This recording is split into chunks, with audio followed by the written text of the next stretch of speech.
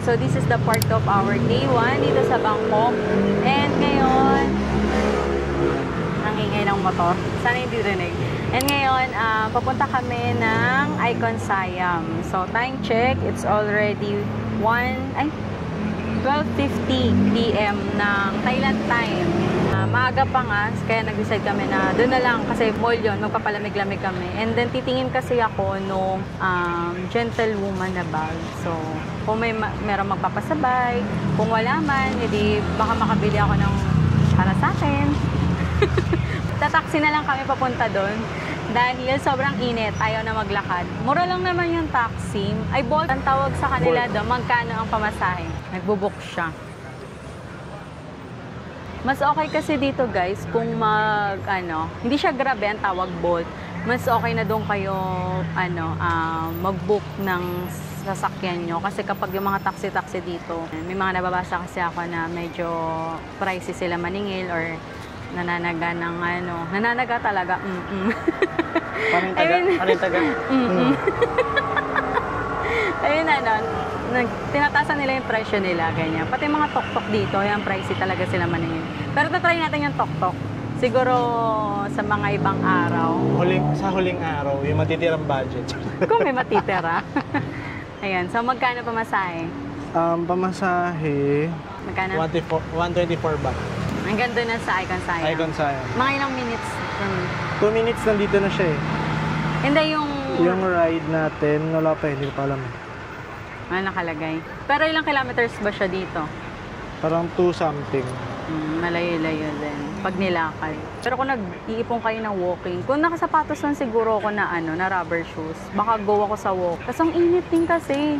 Pero okay na din. Okay na okay sa akin na mainit ngayon kaysa umuulan. Kasi nga 'di ba sabi ko, ngayon umuulan daw sa Manila. Kasi sa Manila umuulan. Mas okay na sa akin mainit kaysa umulan. Kasi pag umuulan, di ka din makakagala na maayos tsaka makakapag-picture ng maayos. Kasi nung nag-search nga ako, August is bagyuhan dito. And ngayon naman is sobrang init. Pero okay na din. Mas okay na siya sa akin. And then fun fact pala. Fun fact, share ko lang kasi napansin ko kada aalis kami or may pupunta kaming bansa, lagi may nangyayaring something before and after, di ba?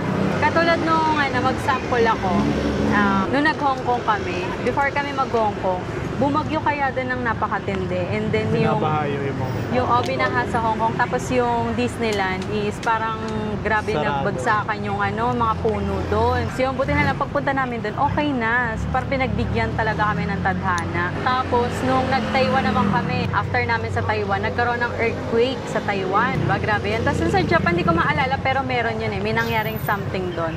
Kasi nagbukid na naman kami, nag-trending naman after namin magbukid na, may nag-trending doon na taga-bukid nun din. Yung kung napanood nyo yung kinulam daw. Nung kakasal, tapos kinulam, something taga-bukid nun kasi yun. Kung napanood nyo lang naman. And then ngayon, dito sa Thailand, bago kami pumunta ng Thailand, nagkaroon ng gera between Thailand and Cambodia. So yun. Pero naman, nag-research naman kami, safe naman within the city. Huwag ka lang daw pupunta dun sa mga borders. Sa mga border ng Thailand tsaka Cambodia. So siguro baka hindi na rin na-allow dito muna yung mag-try country kasi normally, di ba, tinatry country to? Ano ba yung isa? Laos ba yung isa? Basta may tatlo yun yung Myanmar, iba. Basta something ganun, mga magkakalapit dito. Kami kasi, focus kami sa Thailand. Kasi madaming magandang puntahan dito sa Thailand. And madaming magandang i-try. Lalo yung mga pagkain. Yan. So yun, luckily, okay naman. Wala namang sana mag-end tayo dito ng okay tayo. So talagang lagi tayong ginaguide ni Lord sa bawat travel natin na walang nangyayari. And pinagbibigyan tayo. Lalo na pag first time natin. Singapore, may nangyari ba ng Singapore? Parang wala naman. Wala kang maalala. Kaya thankful sa lahat ng travel. Kahit sabi mo mainit, okay na siya. Kesa naman umuulan. Ang bukid doon, medyo buwis-buhay lang tayo dun eh. Semplang tayo. Pero safe naman, di ba? At least safe. Nakauwi ng walang sugat. Nagkasugat ka ba nun? Yung tuhod ko lang na parang... Pero okay naman na ngayon. Parang ilang araw ata niyang ininday yun. So yun lang ang tagal ng taxi. Ang dami ko nang nakwento. 1 minute daw. Okay, so update na lang ulit kami pag nandun na kami sa Icon Siam. Nandito na ang aming taxi. Hello. Yuko Icon Siam. Yes. Yeah. Yan, mali pala siya nang nabook. Akala namin sa Icon Siam. Siam Square pala. Kasi parehas may sayang. Pero hindi malayo pa siya sa Icon Siam kasi dun yung ano natin, yung Chopra. Sakay na lang tayo Sakay. ulit papunta dun. Okay. Nabuti na lang pumayag si driver. Pwedeng i-change yung destination habang nasa biyahe. Basta ipapaalam sa kanya. Papaalam. Tapos inig niya din i-confirm. Kasi tinignan namin, ang layo ng Icon Siam, pupuntang Siam Square. Parang ilang minutes. 30 minutes. Lakad. Ah. 30 minutes na lakad. Hindi parang baliwala din yung sinakay namin. Kaya yun, change locations. At least alam nyo na pwede yun. Yung kunwari nakabook na kayo tapos nagbago, no? So kung pwedeng gusto nyo i-change yung location. Yan, pwede naman siya. Dun Basta sa inform. app mismo. Basta inform nyo lang si driver. And finally, nakarating na tayo dito sa Siam Square. Grabe, nantok ako sa biyahe. No oras na ba? Nahihilo nga ako. 1:30. So, nandito may nakita kang Pop Mart. Ayun, oh. Pop Mart. Pop Mart. So, ganito ang itsura dito. Ayan. Papark muna tayo. Ano yan? May Dalmatian. Alam mo na tayo, gentlewoman. Nahanap ko nga. Ayan. So, ngayon nanap namin yung gentlewoman. Tapos yung pala sa ano pala, no? Icon Siam pala yun, no? Yung mga branded ata dito. Parang dito ata sa bungad eh. Ayan, sundan natin siya. Ayun ang Mart. Puro cry baby ah. Ako matutuwa si Mira. Later, libutin natin yan. Dito muna tayo. Hanapin muna natin yung gentlewoman. Yan. Yung vibe niya dito para siyang ginsa. Para siyang ginsa, no? Yung sa, tama. Pang may... Di ba? Ang dami mga mall. Ganda rin ang vibe niya, oh. Siguro nga, baka may mga nagtitinda dito sa gabi, no? May mga, street food. Hindi natin sure. Nakikita ko na dito yung gentlewoman. Ayan, nakita ba? Ayan na, gentlewoman. Dito na ba?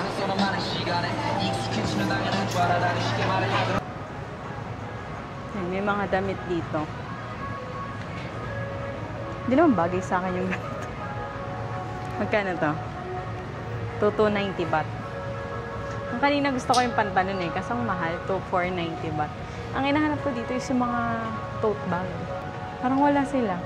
O baka dun sa kabila. Ito nakikita ko sa TikTok. Oh. Wala yung mga tote bag niya.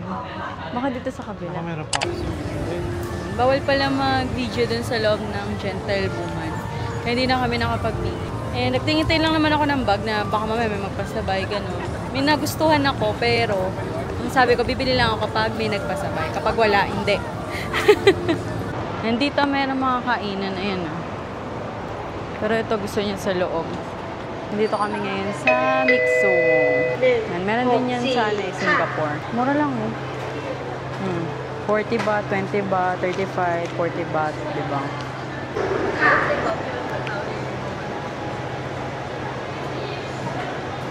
Okay, so may nauna na doon. Ako kumakain na oh. Yan, magsalita ka, naririnig ka dito. Parang sarap tayo sa rin. Nawala na init ng ulo niya. Nakakain na ng ice cream eh. Parang bata oh. Init eh. Yan, ito yung binili namin. Sa akin is lemonade. Tapos sa'yo, black tea. Kanya ito. Yan, black tea. Magkano yun sa'yo? 25. Yung sa akin, 20 baht. Ice cream, 15 baht. 60 ba? Ang ganda sana kasi naka-aircon. Kaso, dito na tayo sa labas para, outside vibes. Tikman na natin. Mukha lang siyang tubig. Pero sana masarap. Tubig mo.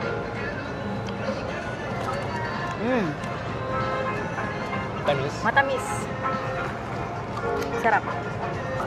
Nakatawa ng dire-diretso kasi may ganito. May buto. Ang malunok ko, baka mga tumubo sa pasano ko. Pahinga muna kami dito. Very chill lang naman yung natin ngayon. Itinerary. Dahil nga, dalawa lang kami. Ayun naman ang advantage kapag dalawa lang kaming nagta-travel. More on chill kami. Kasi kapag may kasama. Kumbaga madami silang gustong puntahan eh. Kami kasi, Kakasundo. magkakasundo kami. Pag gusto namin pahinga, pahinga. Kung masakit na yung paa, pahinga. Ganon. Di ba? Kaya tinan mo yung pwesto ko dito. Oh, nakataas ang paa. So, ano naman sasabi mo sa Thailand? Hindi mo pa masyado ma-feel? Hindi pa. Parang di pa nasisingin na nasa Thailand ako eh. Bakit? Ano bang nasa isip mo? Nasa bahay. Ay, paglipat natin. Kasi, malapit na kami lumipat sa bahay talaga namin. Ako naman, nung kasi, tawag doon, hindi pa tayo nagpupunta ng Thailand. Parang, ang naiisip ko kasi sa Thailand, parang Pilipinas lang. Sabi ko, parang ayoko kasi parang Pilipinas lang siya. Tapos, more on temple kasi nandito. Di ba nga, hindi ako fan ng temple. Parang ayoko ng mga temple. Pero nung kagabi ba siya or kanina? Basta na nakakita ko ng temple, na-shock ako kasi iba siya. Iba talaga. As in, pati labas, mabavibe mo yung Thailand feels. Kasi, di ba, normally pag temple, yung space niya or yung pwesto niya lang, yun lang yung, kumbaga yun na yung temple na yun. Pero yung makikita mo kasi dito, pati mismo sa mga daan, may mga picture ng, ewan ko nung tawag sa nila kung Hari or Reyna ba yung mga ganun eh. May mga picture ka nakita, mabavibe mo talaga na iba siya, hindi siya same na Pilipinas. Pero may mga lugar din dito na halos same lang, pero iba pa din. Inayos niya yung camera namin. Nilapit ko para mas madinig yung boses ko. Ayan nga, tulad ng sinasabi ko kanina, nung hindi pa talaga ako nagpupunta dito sa Thailand, parang sabi ko, ayoko kasi nakikita ko sa Facebook or sa iba, para more on siya, same ng Philippines, tas more on temple nga, ganyan. Eh, hindi naman ako pa ng temple, ganun. Pero nung kanina, yun sa Wat Arun, ganda ng structure ng nila, di ba? Nung pagkakagawa ng temple nila. Parang sa Wat Po din, tsaka sa Grand Palace. So, nakita ko sa pictures, maganda naman talaga siya. Tapos, nung nalaman ko din na marami dito mga food tripan, ganyan. And, ayan, na-enjoy ko kasi yung food trip namin nun sa Taiwan. Kaya, parang every time naman nagta-travel kami, ang nilook forward ko lagi is yung pagkain. Lalo dito, mura ng pagkain. Oo. Ito guys, isipin nyo magkano to? 20 baht?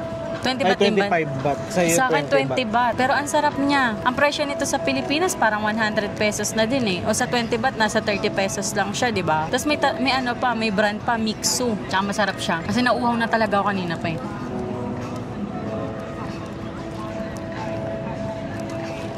Third days. Lasang tsaa. Para siyang milk tea na walang milk. Masarap naman, pero mas gusto ko to kasi matamis eh. Tikman mo. Parang ganun nga lang din. I-rate ko siya 9/10. Siguro magte 10/10 to kapag binawasan ng konti yung tamis. Pero masarap. Lasa yung tsaa nito eh. Tapos dito sa Siam Square, parang feeling ko masaya dito kapag gabi. Oo. Diyan natin may mga liwa-liwanag na, yung may ilaw-ilaw. Ayan mga ilaw yan eh. Mga LED, gano'n. Hindi nga lang tayo pwede mag-video sa mga stall kasi bawal yon. So, ayan. Pwede naman siguro. Pero kasi yung gentlewoman para siyang luxury. Luxury ba dito? Siguro. Sa iba. Branded na din kasi siya. Siguro. Branded kasi siya. So parang iniiwasan nila yung video. Pero picture pwede. Siguro for your reference din, gano'n. Hindi. Siguro alam kasi nila na dito sa Thailand, marami nagpapasabay talaga ng mga mga damit. Yan, gentlewoman bag. Dito maganda mamili. Parang dito ata siya sikat eh. Hindi kasi ako fan naman eh. Ano siya, Thailand brand yung gentlewoman na lang. Baka. Hindi kasi ako fan ng mga kasi parang ng mga branded. Made in Bangkok. Parang nakasulat na siya. Okay. Parang maganda siya. Sana may pang gentleman dyan. Meron naman ata. Alam ko meron. Gentle Dad. Nakita ko lang yung kaya Che, Gentle Dad, yung damit niya. Ang ganda ng damit nila. Kaso nga lang. Sabi ko nga sa kanya, siguro kung nag-ibabae ko, mapapagastos sa mga bag na gano'n. Mahilig kasi ako talaga sa bag. Hindi, ikaw kasi, kapag nag-decide ka ng pag nagustuhan mo isang bagay, bibilin mo na agad. Ako kasi, since ako yung nagbabudget sa atin, inaano ko muna kung... Hindi sa budget. Inaano ko yung kanyari pag gusto ko, eto na, gusto ko na kagad. Hindi na ako mag-iikot na. Pero ako naman kasi, parang depende kung pasok sa budget. Pero yung isang nakita ko, nasa 990 ata, 990 baht siya. Gusto ko siya. Kasi parang napapaisip ako kung worth it ba na bumili ako ng gano'n? Hindi naman ako sobrang hilig din sa bag. Tsaka may pina-priority kasi kami ngayon na ibang bagay, na ibang pagkakagastosan. Parang pining ko, hindi rin ano. Pero ewan ko dito pag nagpunta tayo ng Pop Mart. Hindi, ewan ko lang. Baka hindi naman. Kasi noong una bala ko, bibili ako isang series dito ng Pop Mart eh. Kasi naalala nyo, nag-Singapore tayo, di tayo binilhan. Tapos siya bumili ng pabango, tapos ako wala akong nabili. May nabili ba ako ng Singapore natin? Meron yung Vaseline. Vaseline! Petroleum. Hindi ko pa nga nagagamit, tas $1. Kung bumili ko ng pabango, kaya ngayon, ang usapan namin, bawal siyang bumili. Pwede. Bawal bumili ng mga mamahalin. Bibili lang kami ng damit namin kasi nga kulang yung damit namin dito. Pero ako pwede akong bumili. Pero magana pa tayo dyan. Mag 50-50 pa tayo kung makakabili talaga ako. Hindi kasi ako impulsive buyer. Ito kasi impulsive buyer siya. So yun lang, mag-update na lang kami mamaya. Chill-chill muna kami dito, guys. So we're here now at Pop Mart sa Siam Square. Wala, ito yung gusto ko. How much is that? 1,050 ba? Ang cute naman ito. Itong ganda. Ay, naka-tape pala. Magkano kaya to? Ito may Wild Cutie ah. 550. Ay, ito. Oh my God, sino ba may gusto nito?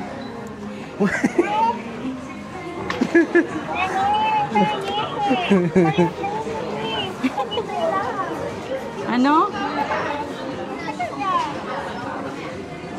Meron tayo ditong ka-video call. Ayan ah. Oh, hi ka muna sa vlog. Hi ka sa vlog. Say hi to my vlog. Ay, pabango siya. Oh, pabango nga siya. Please don't smell. Bakit? Ay, pabango nga siya. Kasi ba? Please don't. Nandito, babe. Ito ba yung Wild Cutie? Wild cat, ayan. Wild Cutie? Ay, wild cutie pala. Wild but cutie.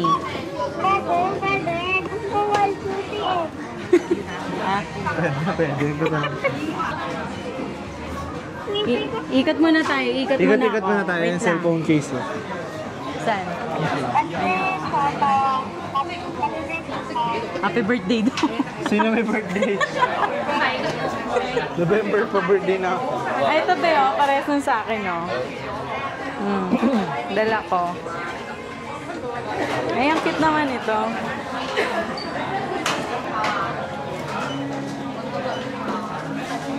May ano tayo dito. Ay, ito pa. Bagong Cry Baby. Ay, ito ba yung same nun sa akin, no? Puro Cry Baby nandito. Hala, matutuwa ka. Ayan ba yun? Oh, gusto ko yung malaki. Ito muli, oh. Teka lang ba, magbibideo lang ako. Tawagan ka ulit. Wait lang. Pag nagpunta ako sa Pop Mart kapag nakita ko yung mga gusto kong bilhin na wala sa Pilipinas, Ganda yung tsura niya. tapos may hawak siya. May hawak. Ito, oh. Itong series na to gusto ko to, eh. Go Yan. na yun. Sige. Impulsive buyer talaga to. Eh, ito, ang cute din ito, oh. Pero ito talaga, eh. Pero gusto ko dyan yung secret. Yung Sino ba secret niya? Panda. Panda siya. Ito na nga. Gogi, wala na. Hindi ba sila magbubukas ng bago? Kanina, wala. Ito. Itong pink na. Magkano Meron to? na agad. Kaya ba itong i-uwi? Oo naman, yung bibili ka maleta dito. Hey, mas maganda yung kung terno. Hoy! 1,050 yan. 1,050 Mas ba? makakamura ka kasi yung kanina, 3,190. Ito, 1,050, 2,010. Ay, 2,100 lang. Ang sabi ko, pigilan mo ko. Ay, hindi. Gusto ko din eh. Gusto mo to? Ito. Ay, ang cute nito. Cry Baby. Ano Huwag ka to? na nga natin si Mira. Baka mamaya maubusan Ito. pa.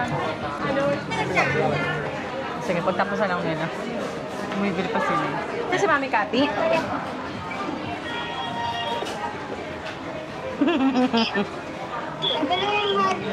Ubus na. Oh. Uy, Ubus na. isang set na yung binili. Isang set ba bibiling ko? Isang set? Oo, isa na lang. Bawal pala lumabas dito ng walang dala. Ang tanong, paano natin nauwi yan? Ang laki niyan. Pero okay na ako dyan. Hand carry. Kasi isa, ito, yung Wild But Cutie, kay Mira yan. So ngayon papunta na tayo ng Icon Siam. Doon malapit kasi yung Chao Phraya. Tama? Cruise? Doon yung station ng sasakyan natin ng cruise. Oo, kasi Doon mag-cruise tayo. mag-start.